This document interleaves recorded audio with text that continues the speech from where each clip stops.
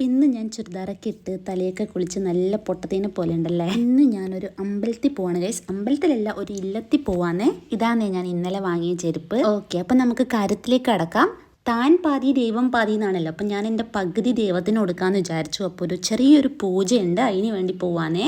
നമ്മൾ കാസർഗോട്ടേക്കാട്ടോ പോകുന്നത്. അപ്പോൾ പൂജക്ക് കുറച്ച് സാധനമൊക്കെ വാങ്ങാനുണ്ടായിരുന്നു. അപ്പോൾ അതൊക്കെ വാങ്ങി. ഞാൻ നല്ല മോഷൻ സിക്നസ് ഉള്ള കൂട്ടത്തിലാട്ടോ. പ്രത്യേകിച്ച് നമ്മൾ ഈ കാറിൽ പോകുമ്പോൾ എനിക്ക് പറ്റൂല ഗൈസ്. അതുകൊണ്ട് തുടക്കത്തിലുണ്ടായ എനർജിയൊക്കെ അവിടെ എത്തിയപ്പോഴേക്കും തീർന്നു. ആൻഡ് അവിടെ എത്തിയപ്പോഴേക്കും അവർ ഫുൾ സെറ്റാക്കി വെച്ചിട്ടുണ്ടായിരുന്നു. ഇതൊക്കെ ഞാൻ സിനിമയിൽ മാത്രമേ കണ്ടിട്ടുള്ളൂ ഗൈസ്. അവർ പൂജയുടെ മൊത്തം കാര്യങ്ങളൊക്കെ പറഞ്ഞു തന്നു കേട്ടോ. നല്ല രസമുണ്ടായിരുന്നേ അതൊക്കെ കേൾക്കാൻ. അത് കഴിഞ്ഞ് കുറച്ച് നേരം കഴിഞ്ഞപ്പോഴേക്കും പൂജ തുടങ്ങി. അവിടെ പോകുന്നവരെൻ്റെ മനസ്സിൽ ഇങ്ങനെയായിരുന്നു, 2 മണിക്കൂറൊക്കെ ഞാൻ എങ്ങനെ ഒരു പൂജയ്ക്ക് ഇരിക്കുമെന്ന്. പക്ഷെ അവിടെ ഇരുന്നപ്പോൾ ഉണ്ടല്ലോ നല്ല രസമായിരുന്നു കേട്ടോ. ലൈക്ക് ഭയങ്കര റിലാക്സിങ് ആയിരുന്നു.